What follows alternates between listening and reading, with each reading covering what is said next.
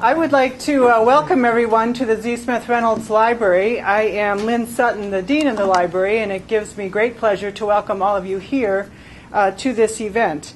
Both Professor Coates and Professor Savalas are great friends to the library, so we thank them for choosing this as a venue for this book launch. In particular, Dr. Coates is one of our pioneers in WakeSpace, our institutional repository, and you'll be hearing more about that later in the month. Probably like you, I sat in the audience at the immigration conference a few years ago and thought to myself, gee, I hope they make a book out of this. And I'm awfully glad that they did. Even though we do a lot here in the library with digital materials and with technology, we're still really all about books. If you look around, we still enjoy a good book. And I believe that the book that is coming out of this event will be an important addition to the scholarship in the field. So we're awfully glad to be a part of it here at the Z. Smith Reynolds Library. We have a little bit of a program here, and I believe that Professor. And that too. He used to be a professor. President Nathan Hatch will say a few words. Thank you and good afternoon. I was asked to say just a word of introduction about the Voices of Our Time series and then about this conference. There's nothing special about Voices of Our Time. It's a name we gave simply to what a university should be doing, and that is bringing the best thinkers and leaders that we can get so that the university is a crossroads of the central ideas that we as a society and we as a world face. And so that was what we attempted to do, to say the President's office would help find funding for such things. And actually this was one of the first efforts, and it's one of the best things that happens at a university. That is, David Coates and I were sitting in my office one day and we were brainstorming just about things, and we got into a conversation about immigration. And so I sort of put the challenge to David. I said, we really should do something here about that. And, if you talk to faculty and can generate a good proposal, I will see if we can find support for it. So it was wonderful. The way he and Peter took on that challenge is really quite remarkable. And it really was a remarkable conference in the breadth of speakers, the quality of speakers, but also then in the kind of people who attended. It was really remarkable in terms of scholars, professors, students, people from our own community. I mean, the session on North Carolina was really one of the most remarkable things I've been at Wake Forest. And the final thing I'll say, that the number of ideas that turn into conferences are very few, but then the number of conferences that turn into books are even rarer. I mean, that's really distilled. And the way David and Peter actually translated that conference, herded their authors, marshaled them into actually getting a first-rate book, it's really quite a remarkable and tremendous tribute to them. So we're greatly in your debt. Thank you very much.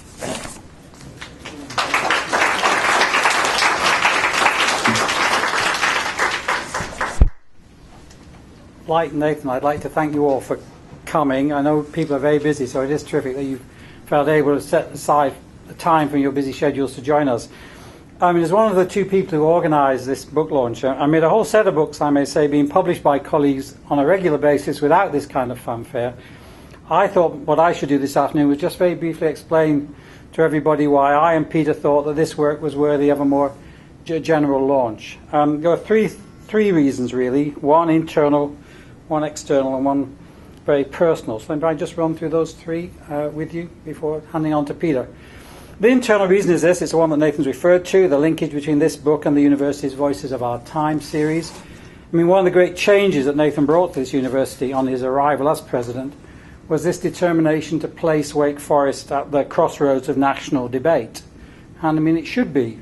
We are one of the nation's top 30 universities, and we are uniquely committed by our motto of Pro Humanitate to the placing of our expertise at the service of the people. This is no ivory tower. It is instead a leading university engaged in the great issues of the day, one committed to the improvement of the condition of the people. And in the case of the immigration conference, Nathan matched that commitment when we shared that he tricked me into organising. I wanted to offer him Iraq, but he chickened out. Just for the record. But anyway, he matched that commitment with very substantial resources. I mean, what we did agree, Peter, he and I, was that if conferences were to be part of the way in which Wake Forest placed itself at the crossroads of national debate, those conferences had to be of the very highest order, national and international in quality, addressed by the very best people that we could find. There is no point in any of us here doing anything that's second class or second rate. Let other universities do that. If we're going to do things, let them be as fine as they can be. And we think we achieve that quality with recasting the debate. But then what Peter and I have added, as Nathan said, and now offer as a model, or at least a suggestion to colleagues planning to organise their own, is a way of giving a fine conference a longer and a wider impact by following the conference with a book. And that move may not always be appropriate, and it is never easy. Participants may not want to write, and publishers may not want to put out collections of essays.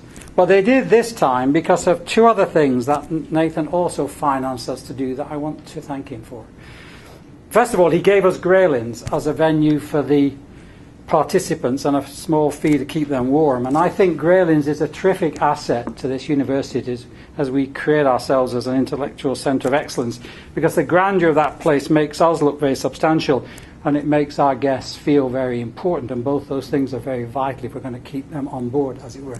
And in addition, he enabled us to bring to the conference, as a publisher in residence, our editor of choice. And she came to own the project because of the treatment she received at the conference and at the Greylands.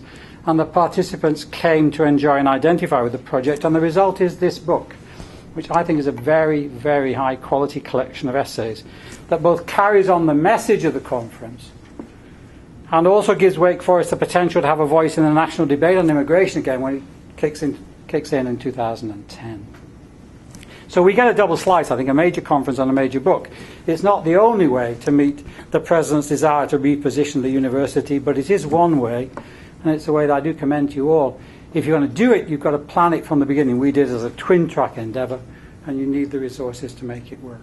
So that's the internal reason for saying that we should pause and honour the book, because it is, in a very real sense, a culmination of the conference.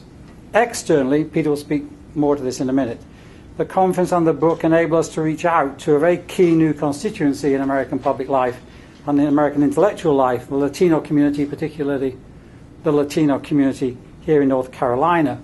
I mean, we as a university are committed to diversity, and we as a university are committed to public engagement, and no issue could currently be more critical to both those commitments than the finding of a route to comprehensive immigration reform that frees Latino communities of the horrors of ICE raids in the night, while simultaneously reinforcing the importance of law, the rights of labour, and the integrity of our national borders.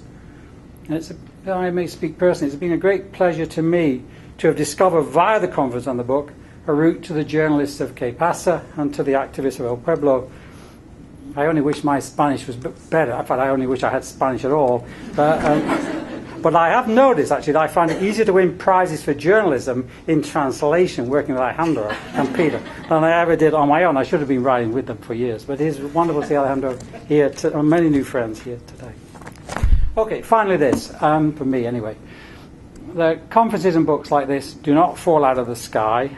They require resources, they require organisation, and they require help. And Peter and I received huge amounts of help on this one.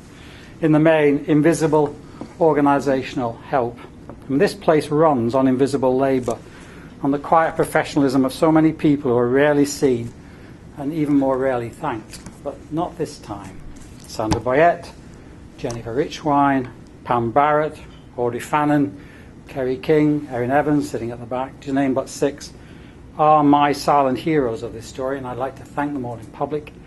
And I'd like to thank, too, those many people, lots of you here this afternoon, who rallied around to give Peter and I the space and energy for the process. My Eileen is Colleen, our fabulous colleagues in the Department of Political Science, and the finest library staff it's ever been my pleasure to work with. In this instance, Lynn Sutton, Ross Tedford, Carolyn McCullum, Heather Gillette, and Craig Fansler. I'd like to thank you all. And I have one other person I would like to thank, and that's Peter Siervellis himself. Okay. Now, many faculty in this room will know what it's normally like to collaborate with your colleagues. It's a kind of living hell.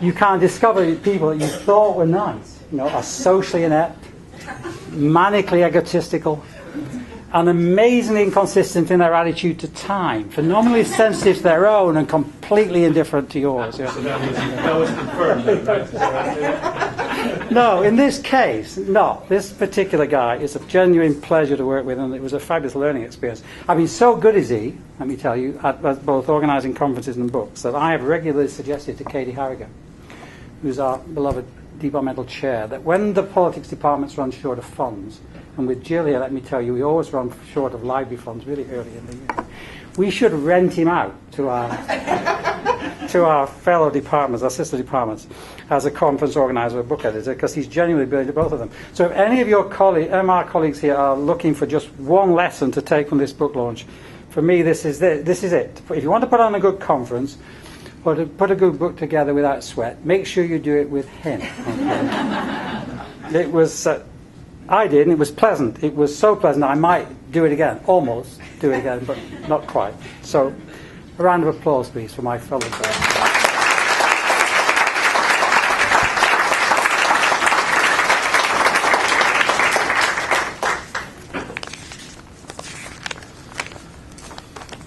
Well, I want to thank all of you for being here and for joining us in this, what really amounts to a celebration of the publication of this book and a culmination of a very long process that David and I have been working on for a very long time.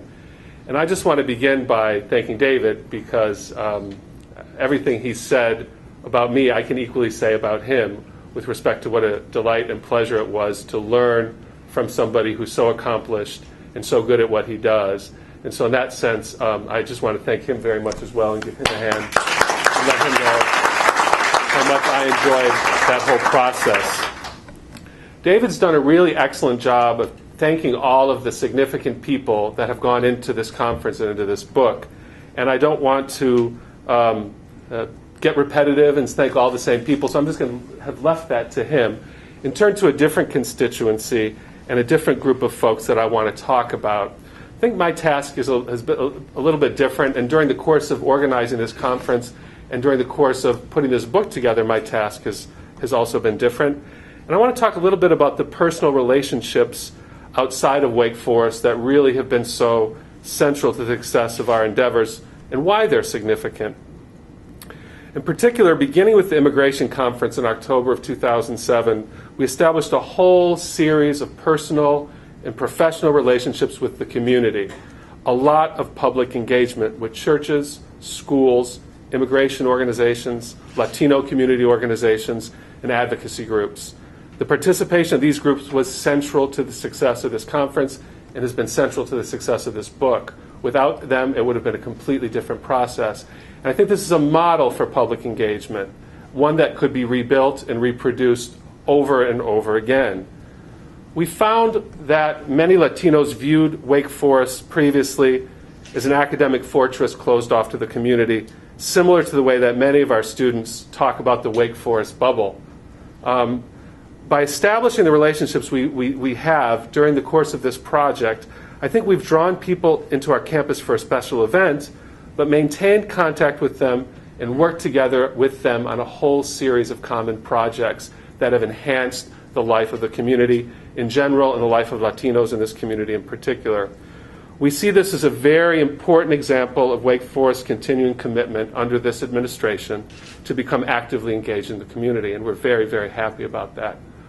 One of the most special of these relationships is with the Que Pasa Media Network, who are sitting right in front of me right now taking pictures, which I'm sure will appear on the front page of the Que Pasa newspaper tomorrow, and we're happy about that. It's purely self-serving, our relationship with them, because we get to appear on the cover of the newspaper.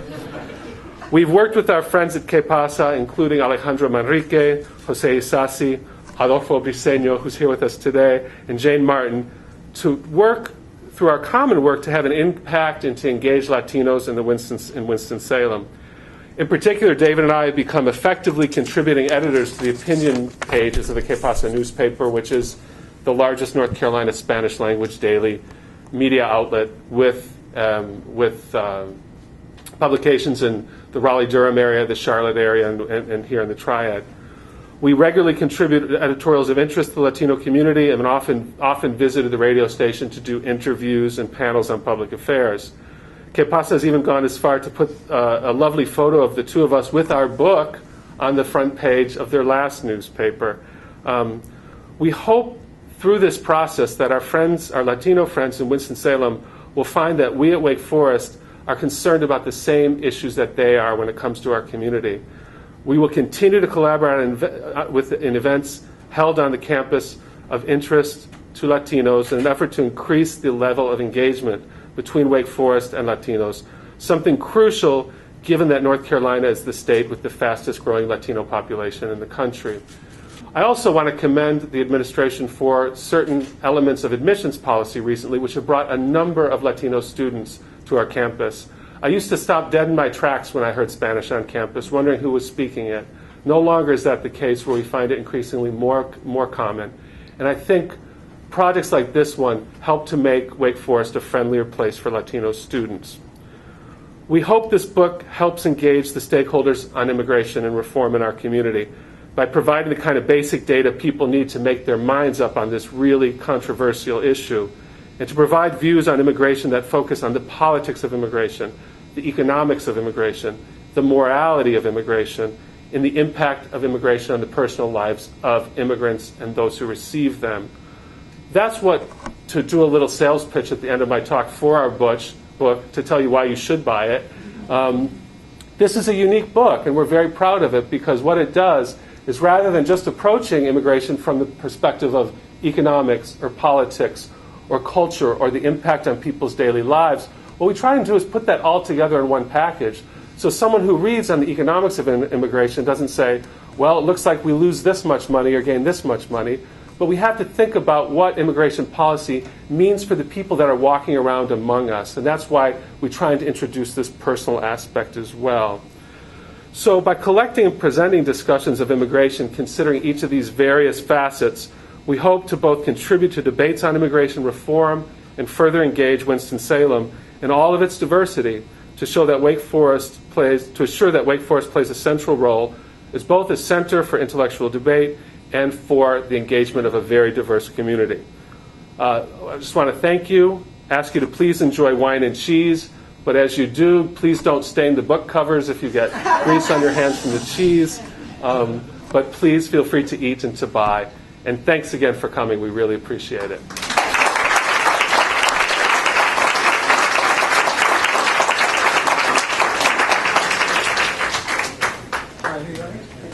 It is worth noting that we are filming, right?